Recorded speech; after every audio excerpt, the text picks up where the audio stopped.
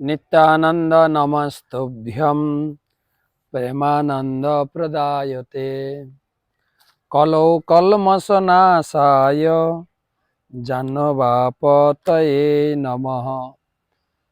पंचतत्त्वात्मकं कृष्णं भक्तरूप स्वरूपकं भक्तावतारं भक्त्याख्यं नमामि भक्तशक्तिकम्। जय श्री कृष्ण चैतन्य प्रभु नित्यानंद श्री अद्वैत गदाधर श्रीवासदि श्री गौर भक्तबिंद। हरे कृष्णा कृष्णा कृष्णा हरे हरे, हरे राम राम राम हरे हरे।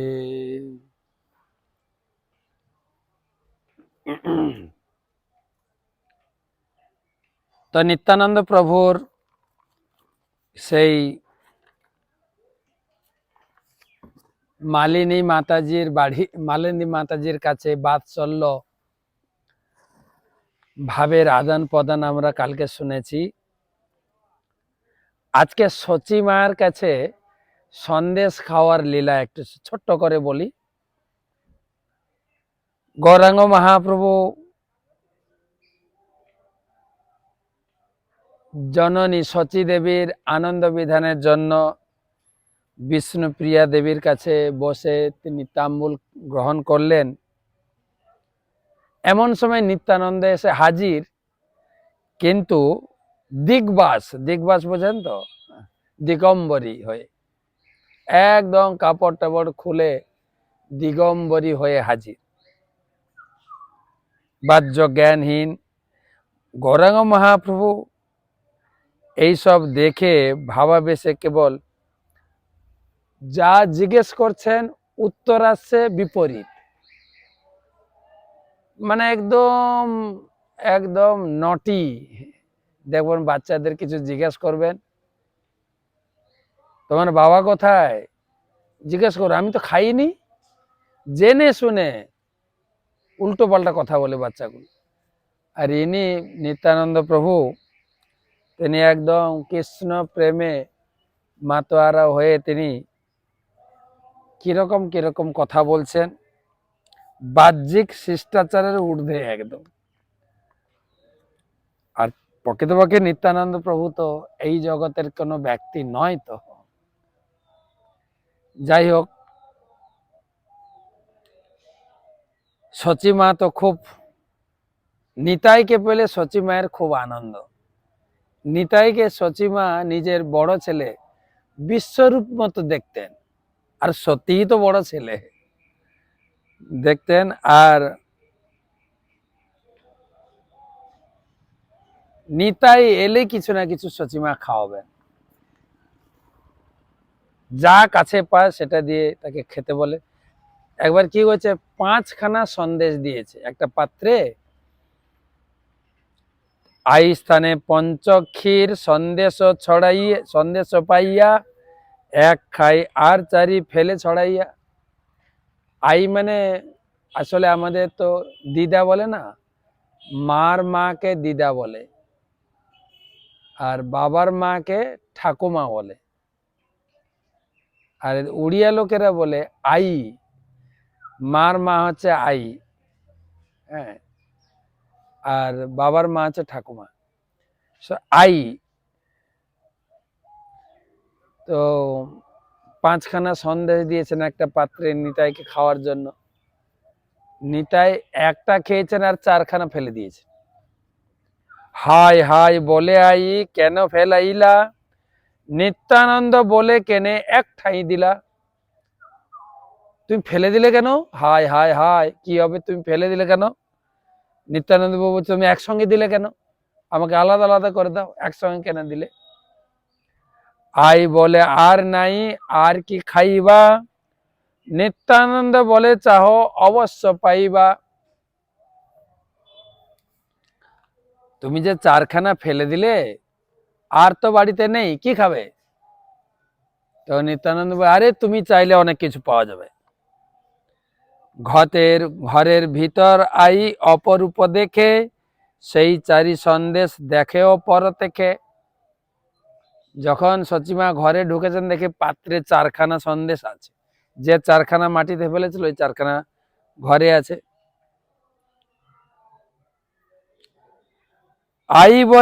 আই বলে সে সন্দেশ কোথায় পড়িল, ঘরের ভিতরে কোন পথেতে আইল।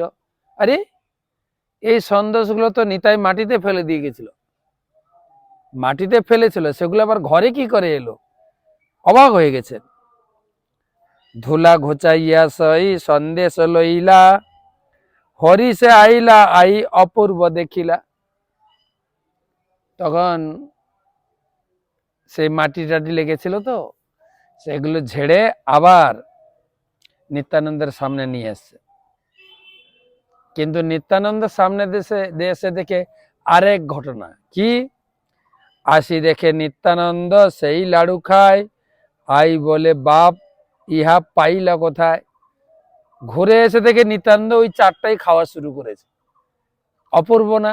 চারটা ফেলে দিলেন।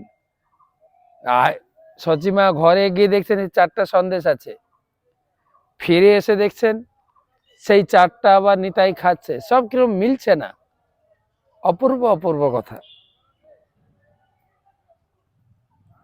বলছে নিতাই তুমি এগুলো পেলে কোথায় আবার?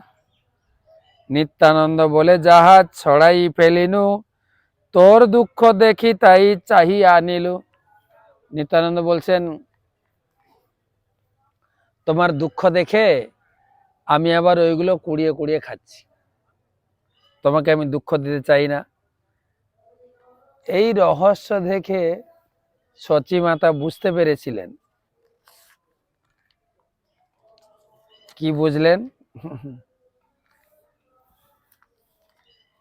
আই বলে নিত্যানন্দ মোরে কেন ভাড়ো, জানিল ঈশ্বর তুমি মোরে মায়া ছাড়ো। নিত্যানন্দ প্রভু সচিমা বললেন আমি বুঝতে পেরেছি তুমি কে। বলে কে?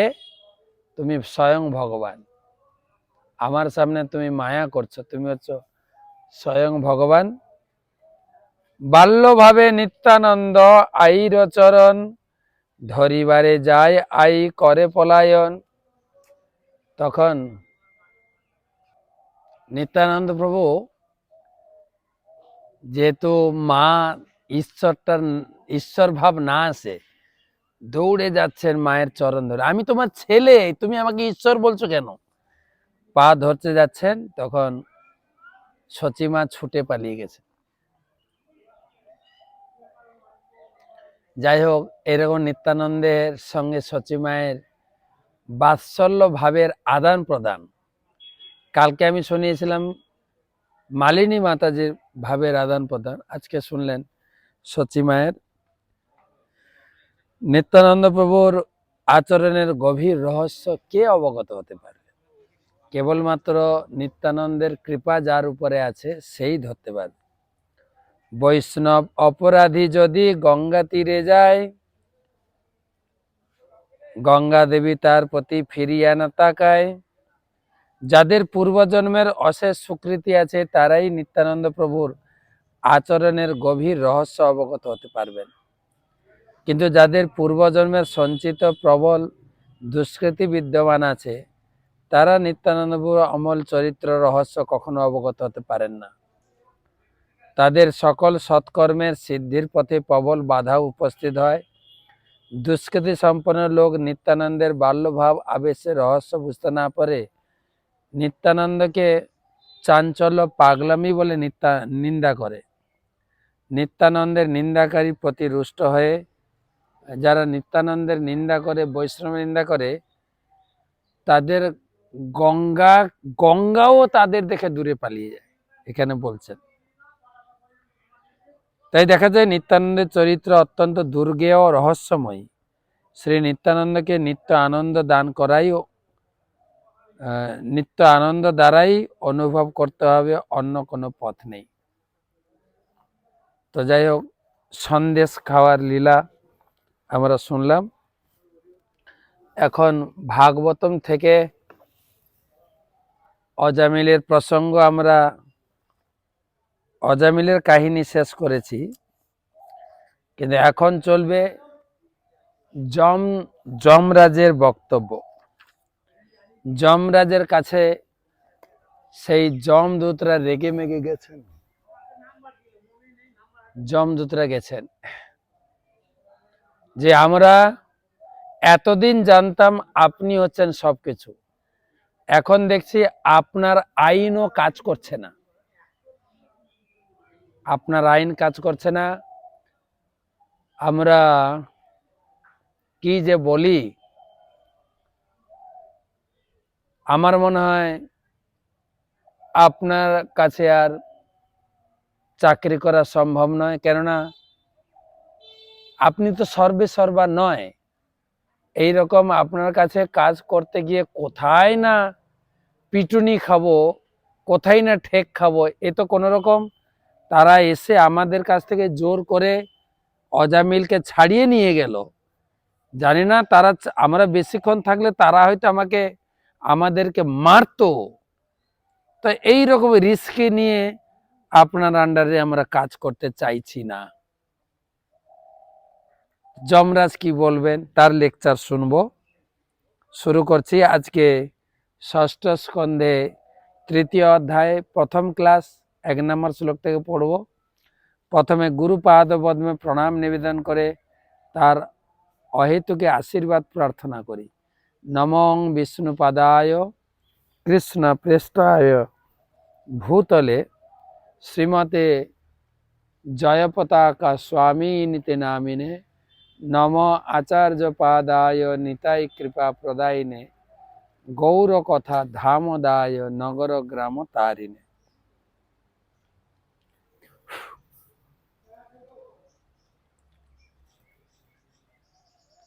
শ্রীরাজ উবাচ নিশম্য দেব সভটপবর্ণিতম পত্তাহ কিম তানপি ধর্মরাজ এবং হত্যাগ বিহতান মুরারে নৈদেশকৈর্যর্ষ বসে জনয়ম। শ্রীরাজ উবাচ নিশম্য দেব সভটপবর্ণিতম পত্তাহ কিম তান অপি ধর্মরাজঃ এবং হতাজ্ঞ বিহতাম মুরারে নৈর্দেশে কৈর্যস্য বসে জনহম। পরীক্ষিত মহারাজ বললেন, হে সুখদেব গোস্বামী, যমরাজ সমস্ত জীবের ধর্ম অধর্মের বিচারক, কিন্তু এখানে আমরা দেখতে পাচ্ছি যে তার আদেশ প্রতিহত হয়েছে। তার ভৃত্য যমদূতেরা যখন অজামিলকে গ্রেপ্তার করার ব্যাপারে বিষ্ণুদূতদের কাছে তাদের পরাজয়ের কথা তাকে বর্ণনা করলো, তখন তিনি কি বললেন? পরীক্ষিত মহারাজ অজামিলের উদ্ধার প্রসঙ্গে তিনি খুশি হয়েছেন। এখন তিনি জানতে চাইছেন যে গল্পটা আপনি কমপ্লিট করুন। এটা তো অজামিলের উদ্ধার হয়ে গেল, বিষ্ণুদূতদের যা কাজ ছিল করে দিলেন, কিন্তু ওই দিকটা কি হলো? ওই দিকটা মানে যমদূতরা যখন রেগে মেগে গিয়ে যমরাজের কাছে তাদের অভিযোগ দিল, এটা কেমন করে সম্ভব আপনার আইন উল্লঙ্ঘন করে এখান থেকে অজামিলকে ছাড়িয়ে নিয়ে গেলেন? আপনার উপরে আর কেউ বড় ব্যক্তি আছে নাকি? এতদিন তো জানতাম আপনার আইনই সবকিছু। হ্যাঁ, যমস্য দেবস্য নদণ্ড ভঙ্গ কুতশ্চ নর্যে সুতপূর্ব আসিত এতদ মনে বৃচ্ছতি লোক সংশয়ম ন হি তদন্য ইতি মে বিনিশ্চিতম। যমস্য দেবস্য নদণ্ড ভঙ্গ কুতশ্চ নর্ষে সুতপূর্ব আসিত এতদ মনে বৃচ্ছতি লোক সংশয়ম নহি তদন্য ইতি মে বিনিশ্চিতম।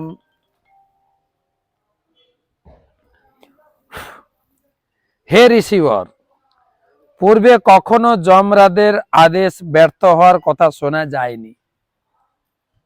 তাই আমার মনে হয় মানুষের মনে এই বিষয়ে সংশয় থাকতে পারে। আপনি ছাড়া আর কেউই এই সংশয় ছেদন করতে পারবে না, সেটি আমার দৃঢ় বিশ্বাস। অতএব কৃপা করে আমাদের সংশয় দূর করুন।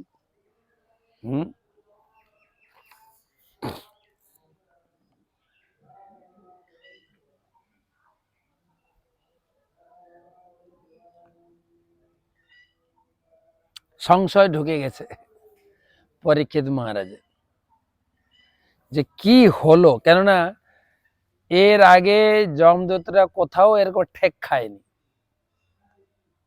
যেখানে গেছে তাদের শাসন অপ্রতিহতভাবে কাজ করেছে। এখন শাসন ফেল হয়ে গেছে, এটা কি করে সমাধান হবে?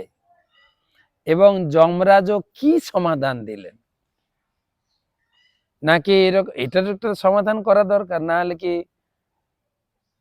এখন থেকে যমদূতরা একটু চিন্তা নিয়ে যাবে, জানি না কালকে তো আমাদের হাত থেকে অজামিলকে ছাড়িয়ে নিয়ে গেল, এরকম কি আমরা আগে তো কোনো ভয় সংকোচ কিছু না করে দৌড়েছিলেন, এখন কি কিভাবে যাব? তো সেই জন্য এটা একটা সমাধান করতে হবে যে মালিক কজন, আপনি মালিক, আরো কোনো প্যারালাল বলে সমসাময়িক আর কোনো মালিক আছে কিনা। এই জগতে সবাই মালিক হয়ে গেলে তো কাজ করা মুশকিল হয়ে যাবে, সবাই তো মালিক হতে পারে না। হ্যাঁ, তো যমদূতরা কি বলেছিল, কি অভিযোগ ছিল, পরীক্ষিত মহারাজ কাছে সুখদেব গোস্বামী বিস্তারিত বলবেন। শ্রী শুক উবাচ ভগবৎ পুরুষৈরাজন জাম্যাপতি হতোদ্যমঃ পতিং বিজ্ঞাপয়ামাসম সূর্যমং সংযমনী পতিম যমং সংযমনী পতিম। ভগবৎ পুরুষৈরাজন, ঘড়িটা এখানে রাখে দেখি, ভগবৎ ওখানে, ভগবৎ পুরুষৈরাজন জাম্যাপতি হতোদ্যমা পতিং বিজ্ঞাপয়ামাস और जमम संजमनी पतिम।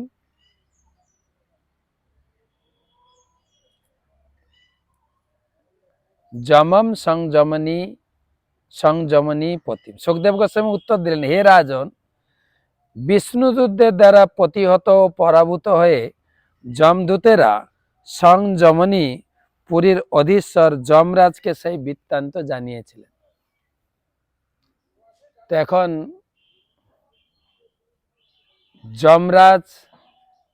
যমরাজের কাছে যমদূতরা গিয়ে কি অভিযোগ দিলেন সেটা এখন আলোচনা হবে। যমদূতরা গিয়ে কি বললেন?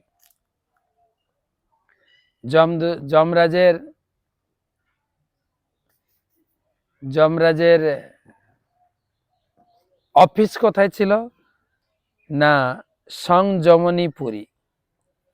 যমদূতা ऊचुः কতি সন্তি শাস্তারো জীবলোকস্য বৈ প্রভো ত্রৈবিধ্যম কুর্বত কর্ম ফলাভিব্যক্তি হেতব।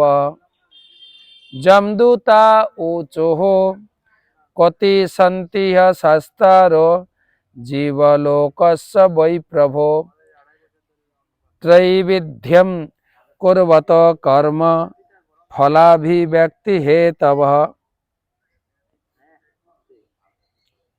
যমদূতরা বলল, হে প্রভু, এই জড়জগতে শাসনকর্তা কয়জন রয়েছে? সত্য রজ তমগুণে অনুষ্ঠিত কর্মফল প্রকাশে কারণই বা কয়টি?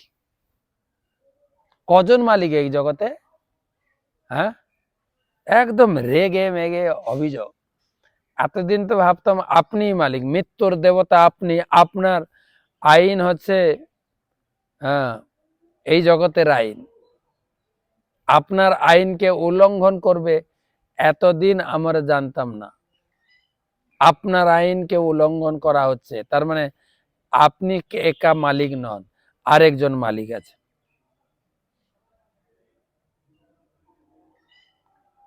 ঠেকে শেখা হচ্ছে, ঠেকে শেখা বলে না, কিছু লোক পড়াশোনা করে ইঞ্জিনিয়ার হয়, কিরকম বাড়ি হবে, বাড়ি করতে কত খরচা হবে, কত ইট লাগবে, কত সিমেন্ট লাগবে, কত বালু লাগবে, কত লেবার লাগবে, এগুলো বোঝা যায়।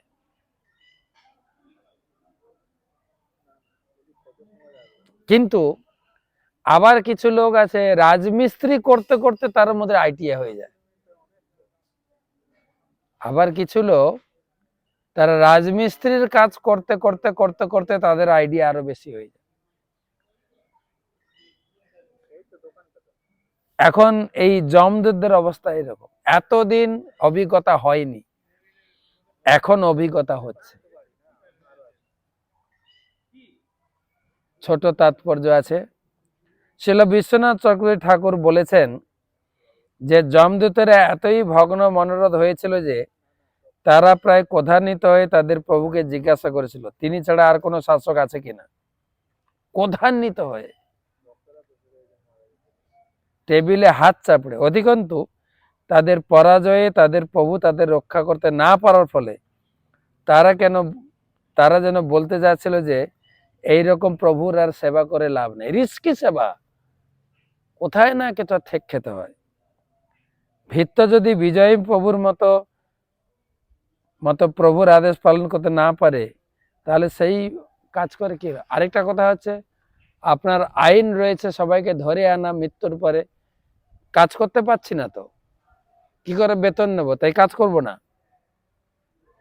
আপনি পাঠিয়েছিলেন অজামিল কানতে, গেছিলাম, কি হয়েছে জানেন?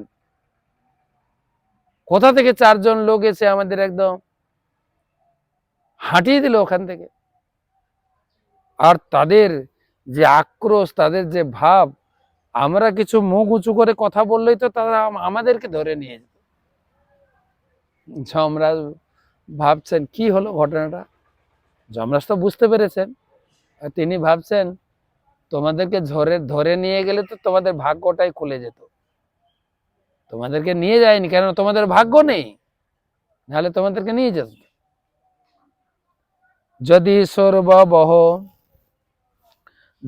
সর্ববহ লোকে শাস্তার দণ্ডধারিণ কস্য সাত্যম ন বা কস্য মৃত্যুশ্চামৃত মে বাবা। এই জগতে যদি বহু শাসনকর্তা থাকে এবং বিচারক থাকেন, তাদের পরস্পর মতবিরোধের ফলে কে দণ্ডনীয় কে পুরস্কৃত হবে তা বোঝা যায় না। পক্ষান্তরে পরস্পরের বিরোধী কার্য যদি পরস্পরকে প্রতিহত করতে না পারে তাহলে সকলেই দণ্ডভোগ করবে, সকলেই পুরস্কৃত হচ্ছে। তাই কিন্তু বর্তমান যে দেশের পরিস্থিতি হিসাব করে দেখেন, কেউ কাউকে মানছে না, মুখ্যমন্ত্রীকে প্রধানমন্ত্রী মানছে না, প্রধানমন্ত্রীকে মুখ্যমন্ত্রী মানছে না। প্রধানমন্ত্রী যদি এসে দেশের চোর চেচ্ছড়কে ধরে নিয়ে যায়, মুখ্যমন্ত্রী যাবে তাদেরকে খুলাতে, না আমরা সবাই দোষী, ধরতে গেলে সবাইকে ধরতে হবে, চলছে দেশে। আইন নেই তো। যমদূতরা সেই কথাই বলছে, যদি সঠিক আইন না থাকে, জগতে যে শাসন ব্যবস্থার অবহেলা হচ্ছে, চোরকে ছেড়ে দেওয়া হচ্ছে, সাধুকে ধরা হচ্ছে, হিসাব করে দেখেন বাজারে। এই জগতে যত চোর ছেচ্চড় হবেন, পার্টি করবেন, ছেড়ে দেবে আপনাকে, আপনার পার্টির রাজত্ব এখন, আপনার কোনো দোষ দেখা হবে না। আবার উপর থেকে যদি কেউ এসে ধরে, এরা হুমলি না, ওনাকে ছেড়ে দিতে হবে, আমাদের লোক, চলছে। যে কথা যমদূতরা গিয়ে বলছেন, যদি অনেক বিচারক, অনেক শাসনকর্তা, অনেক মালিক সবাই একই ক্ষমতা নিয়ে থাকে, তাহলে তো সবাই শাসন হবে আর সবাই পুরস্কৃত হবে।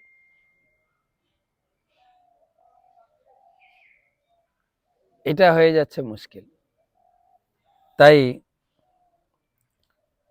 যমরাজের আদেশ পালনে অসমর্থ হওয়ার ফলে যমদূতদের মনে একটা সন্দেহ এসে হাজির হয়েছে, কে মালিক সঠিক আগে নির্ধারণ করা উচিত, তার কাছে আমরা কাজ করব। যদি আপনি মালিক হন, আপনার আইন যে কাজ করছে না বা আপনার আইন উল্লঙ্ঘন করে সে 4 জন অজামিলকে ছাড়িয়ে নিয়ে গেলে তাদের শাস্তি দিতে হবে, শাস্তি চাই, শাস্তি চাই।